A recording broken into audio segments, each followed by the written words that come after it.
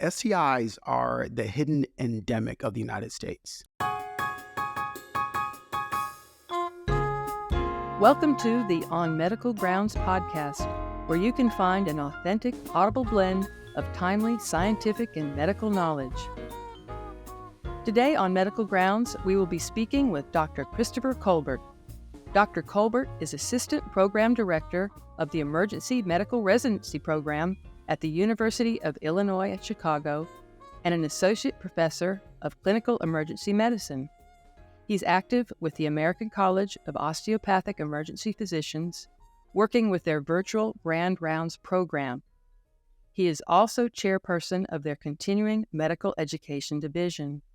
Dr. Colbert spoke to us back in 2022 about healthcare disparities. Today, we'll be discussing sexually transmitted infections, also known as STIs, in the emergency department. We'll also discuss diagnostics in the ED, including point-of-care tests, and we'll also go into medical disparities in the ED. We'll delve into the use of traditional media and social media to educate and raise public awareness about healthcare. Hi there, Dr. Colbert. So good to have you back On Medical Grounds. It is great to be here. I appreciate the invitation, and I'm a big fan of your work. So I appreciate invitations and the opportunity to provide insight and enlighten in reference to issues of public health. Oh, thank you very much. Before we jump into STIs and what you're seeing in emergency departments, tell me about the American College of Osteopathic Emergency Physicians, and in particular, their virtual Grand Rounds program. So the American College of Osteopathic Emergency Physicians is a national medical society which was originally designed as a means of bringing together osteopathic emergency physicians to discuss updates and share ideas in medical management to enhance the patient outcome.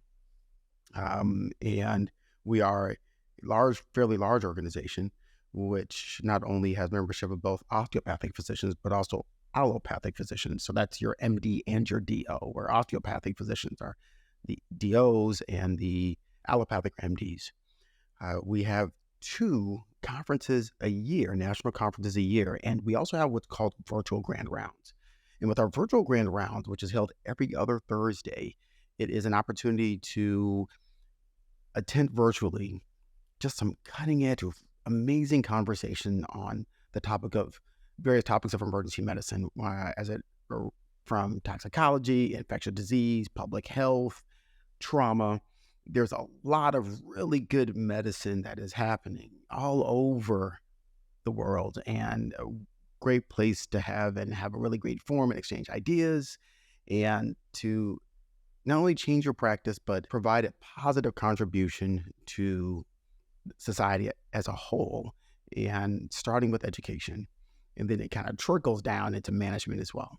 And we offer that on a regular basis every other Thursday, and just encourage anyone, if you want to learn a little bit about medicine and your contribution to that and the role of that, please take a good lesson.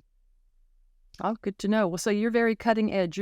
Things that are happening in the ED, you're getting every 2 weeks. Every 2 weeks. Well, just in medicine in general, there's inherent bias in my conversation. Of course, all roads lead to the emergency room. Everything leads to the emergency room. So there is nothing that takes place in the world in general that emergency medicine physicians do not have a conversation or a point of view, whether it's gun control, STIs, public health issues, homelessness, updates and surgical procedures where the diagnosis is in the emergency room.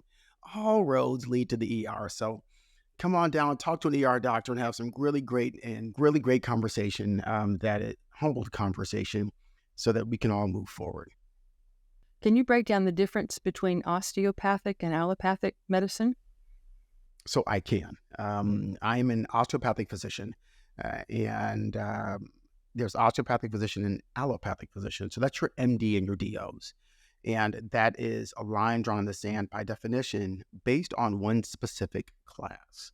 And that class is osteopathic medicine. Now, osteopathic medicine is the incorporation of manipulative techniques, meaning that it's the placement of hands on the patient to enhance lymphatic flow, and also enhance and to assist with strains of muscles, with the idea that enhancing this area or providing medical insight or manipulative medicine can enhance your patient's health.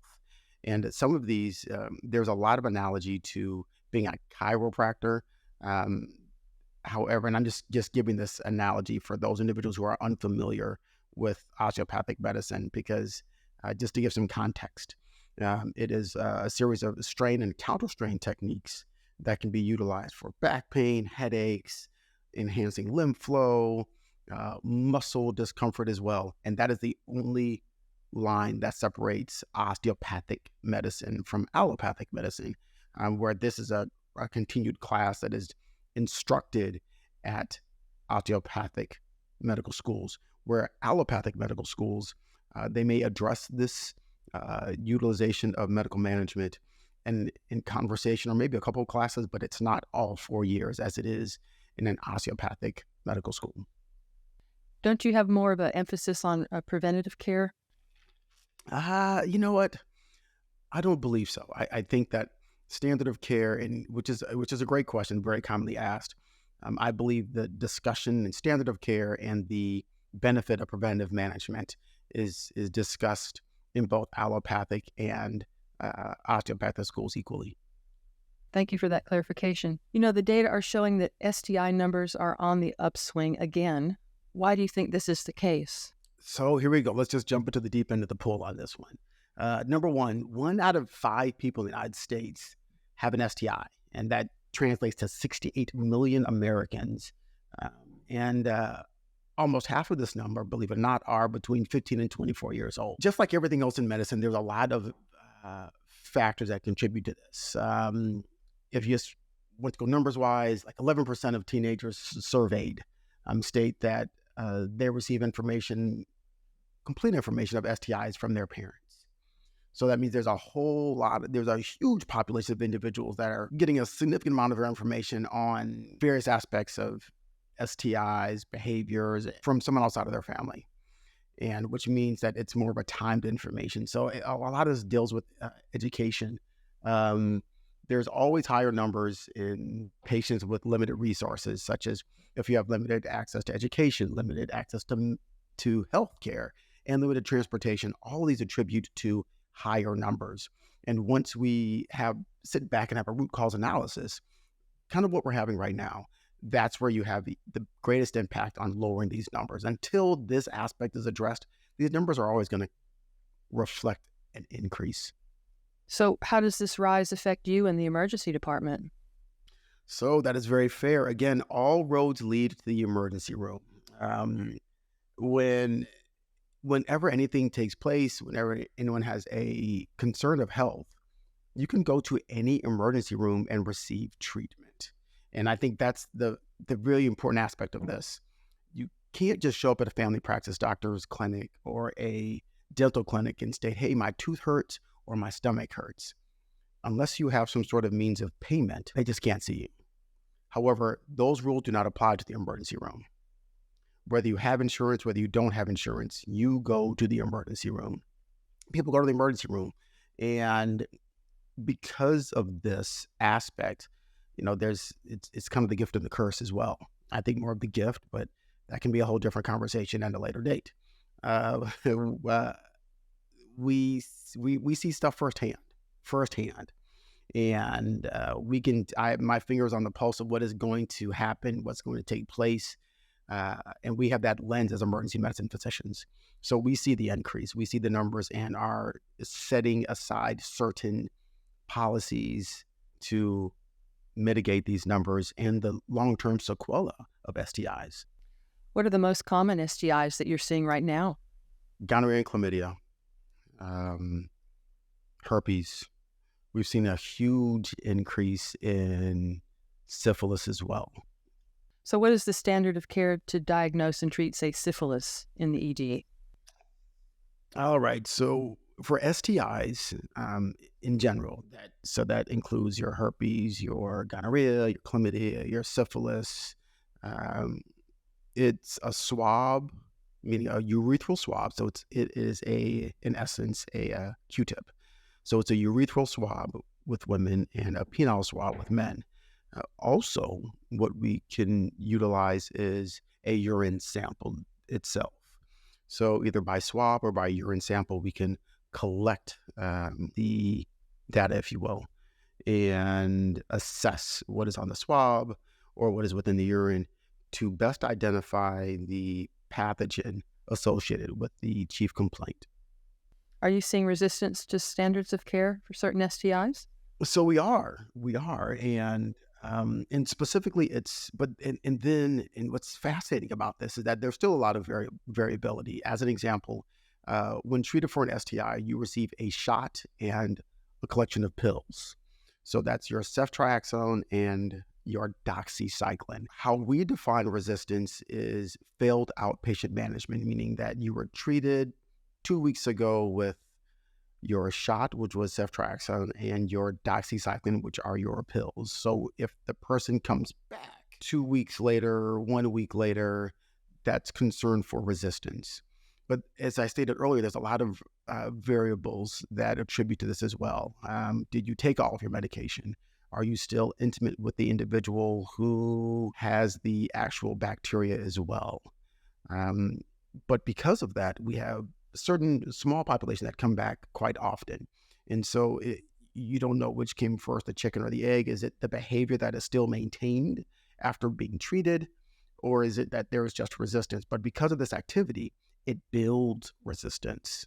So what we could treat for chlamydia 5 years ago in 2015 was with Zithromax.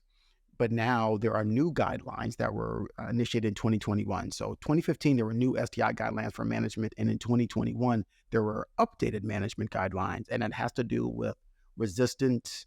And again, this is just an evolving process. But that attributes to the resistance is what I've communicated. So when you say resistance, you mean antibiotic resistance? Antibiotic resistance, exactly. Meaning that what worked 4 years ago no longer works. But what I'm hearing also is you're seeing patient resistance, so resistance to the regime, the treatment. They might not refill pills, for example. Is that something else that you're seeing? Yes, but what I don't define that as resistance as in the patient. That is more an effective behavior. As an example, if I'm allergic to peanuts, there are certain places that cook with peanut oil, so I can't go back to that restaurant to eat food. So I come to the emergency room for an anaphylactic reaction. We treat you with your required medication, and then you leave. But then you eat at the same restaurant 3 days from now because you love the food. There's nothing wrong with the food, but you have an allergy. So it's not a resistant. And the resistance by definition is meaning that an expected medication will have an effect with an expected pathogen. But resistance by definition is I'm providing that expected medication and not identifying a difference in the pathogen.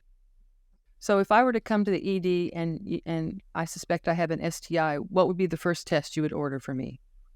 Now, the first test I would order is for women. The first thing you get is a pregnancy test. Oh, okay. And then you get the urethral swabs.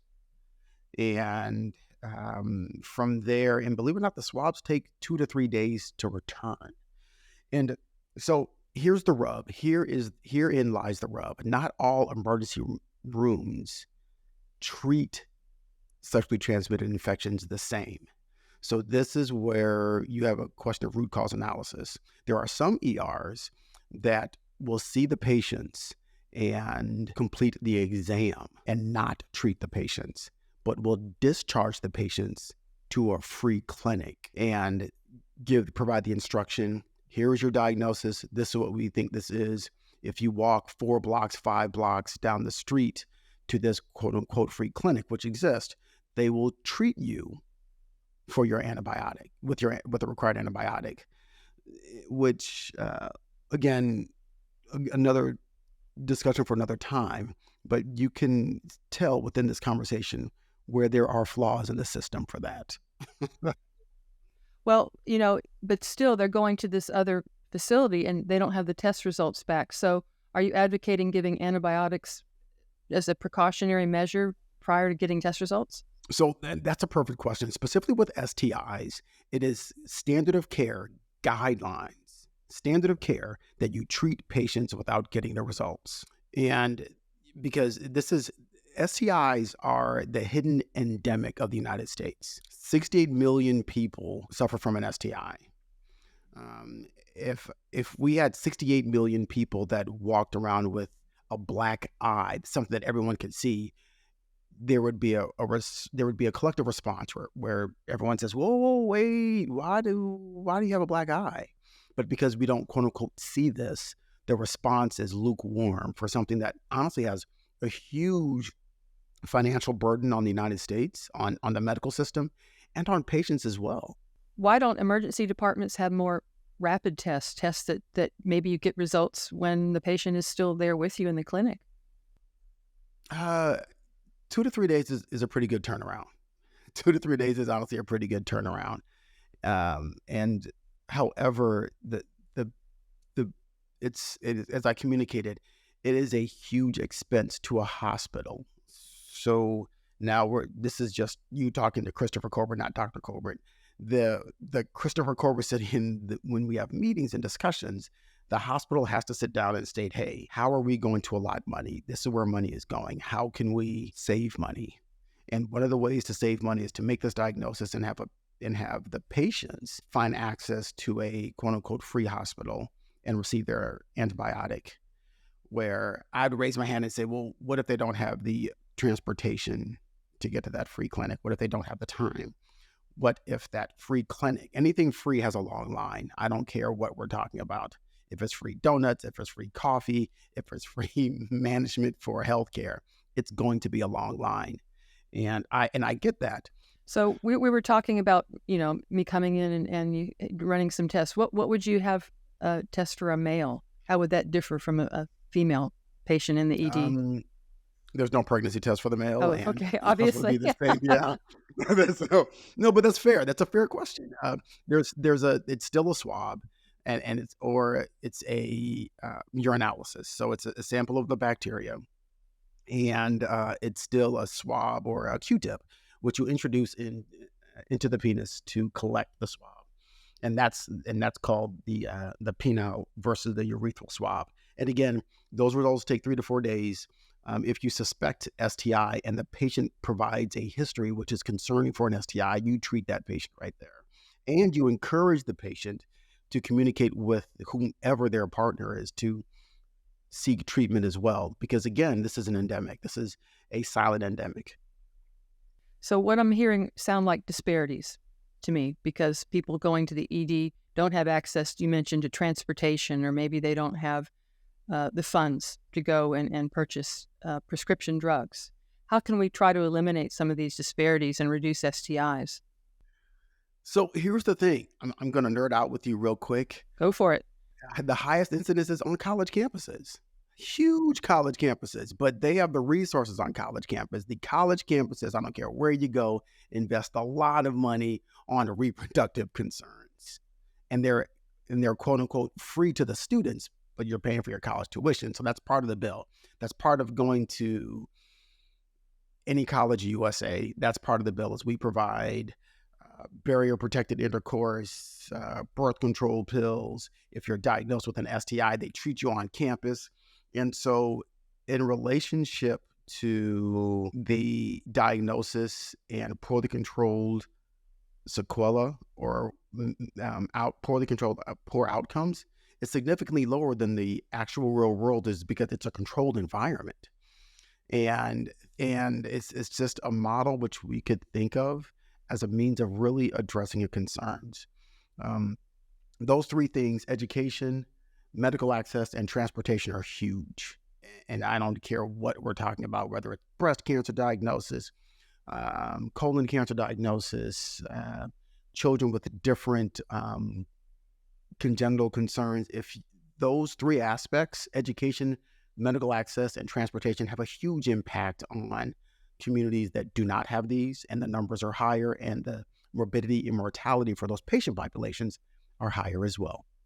So you talked about education quite a bit. I understand you're the chair of continuing medical education at the ACOEP. I am. What is the ACOEP in particular doing to promote awareness of STIs? So across the board, whether it's ACOEP, I'm also a member of the AAEM and an assistant program director. Our themes are pretty much the same. It's having the constant dialogue, similar to what we're doing now. So it's education. Believe it or not, it's just education. Like, it's just putting on a condom. It's literally putting on a barrier-protected intercourse has a huge impact. And I tell patients all the time, hey, if, and because the biggest conversation is, well, I don't like wearing condoms. I'm like, if you don't like wearing condoms, changing diapers is really going to get under your skin. So, well, I know that you're really active in education and both traditional and social media. Yeah. And I have several questions to you concerning medical education and public awareness. And which do you think is more impactful, regular media or social media? So that is a great question, and this is a part of what I am passionate with incorporating with education is that, to me, it's not even social media anymore. It's your digital presence. I think maybe years ago we would state, oh, well, social media, it's Facebook, it's Instagram.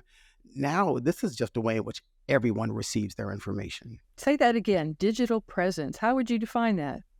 So a digital presence is the message that I want to portray. And the only true hack in life is consistency, where you have to, as long as you are continuous with a message, and you will always have someone who listens, but you want someone to kind of comply or just make informed decisions. Take, for example, when there is an intimate act that is seen on TV or seen on social media in any capacity, there is very little possibility that they take the time to show barrier protection utilized before intercourse. That's huge. So that means that activity is not relatable when two people engage in a moment of physical activity, meaning that I've seen this before. You can see a million people throw a baseball on TV right now on YouTube or on Facebook or Instagram or X, I think is what it's called. But the act of putting on a condom, you don't see. So that behavior is not reinforced. However, to go on to continue with your initial question is reference to, I think that bad medicine, poor insight, or malicious messaging, I put that all in the category of malignancy. I do. It's just malignant. It's just malignant behavior. And so, and under malignancy is cancer. I do. That's why I make my analogy. And the best way to decrease that is to, in all aspects, is to enhance quality education. Do you consider yourself a medical influencer? On a very small scale. And utilizing resources to promote discussion, to promote a positive lens of which something that many people share in some way, shape, or form themselves or their family is the best way to move forward collectively. But how do you keep it positive? I mean, how do you deal with trolls and science deniers? Oh, I get trolls. So what do you do? Again, the reality is there is always going to be cancer. There's always going to be malignancy. But what we can do is decrease that risk. How do you mitigate that risk? Meaning that you need to have, as an example, regular colonoscopies, regular breast exams, regular, discourage smoking. It's that constant messaging as stating, hey, my name is Christopher Colbert. I'm an evidence-based emergency room physician. I can provide resources for you to read as well, and I can exchange in conversation after you read that. You have to have constant positive messaging and informative messaging that is complete, where it's just not half of a story and then I just, quote unquote, let you figure out the rest. That is not what you were doing. You're providing limited information and hoping with the intent that the audience assumes and carries on with that direction of just poor messaging. How effective do you think podcasts are in I think, conveying message to the science curious? oh, very, very positive. And because patients come to the emergency room and state, I was listening to a podcast, or I Googled this, or I have, my apologies, there's a printer going off. We have to answer this question again. Um, but I have patients that literally come to the emergency room and state, I listened to this podcast, I Googled this, I listened to X, Y, and Z, and they'll take that information and engage in the ED with the physician or with their primary care physician, which has a huge positive effect in reference to expanding a conversation and mitigating negative sequela from poor information. So, kind of as a wrap up, what do you see as emerging trends, both positive and negative, that you will expect to encounter in the emergency room in the years to come? Believe it or not, there's a silver lining on the misinformation effort. I like to hear that. What is the silver lining? Yeah, it is. I know. Or maybe I'm just telling myself that. But the silver lining is that now, 10 years ago, people would just come to the emergency room and the doctor would say, take this. And they would say, okay, and leave. Now, patients inquire. And I know that there's an aspect of now, so, well, doctor, I heard this and I read this, and my neighbor's mailman's sister used to work in a hospital, and they're blah, blah, blah, blah, blah, and they say blah, blah. Well, and to me and I understand how as physicians that kind of rubs us the wrong way because you're running off of poor information, but to me, you're initiating a conversation where 10 years ago, people would just come to the hospital and state, I have this, and the doctor would say, well, take this, and they would say, well, thanks, you're a great doctor. Well, no, there has to be an understanding of what you're doing, of your medical process. Don't get me wrong. Yay for doctors, blah, blah, blah. However, this is your health. Inquire, find answers, and due to this, like this, and that's what I define as the silver lining on this cloud, is that now everyone asks. They may not accept the answer. However, engaging the process of being an informed individual of your own health is a benefit for everyone. So on a personal note, what is the next big thing for you, Dr. Colbert? I'm always trying to push the envelope collectively on medicine so that everyone can take a bite out of really good health. In January, I am organizing in Chicago, we have a conference that brings in local news anchors, medical students, and residents. And we're going to have a panel discussion on messaging and how to message, how to have a conversation when clearly someone has received limited information, but making a decision not only for themselves, but also for their children. I don't believe in vaccinations. Like I had 2 weeks ago, I had a patient that was positive for diphtheria, had this whooping cough, literally. And I was like, wow, that cough sounds unique. And then you sit and speak to the family and we're like, I don't believe in vaccinations. And I'm like, okay, well, let's talk. And here's the thing, even if you don't believe in vaccinations, those viruses believe in you. I understand, but that's a point of conversation we need to have, because a child's immune system is not as robust as an adult.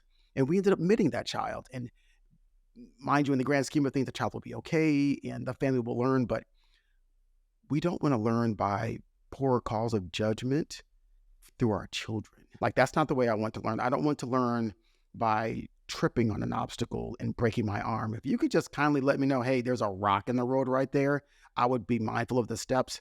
I will take that consult. I'll accept your advice. I don't have to trip, neither do you, but sometimes you just have to have a discussion, which I'm a huge advocate of. Well, I hope you will send us a link to that discussion. That sounds very, very interesting.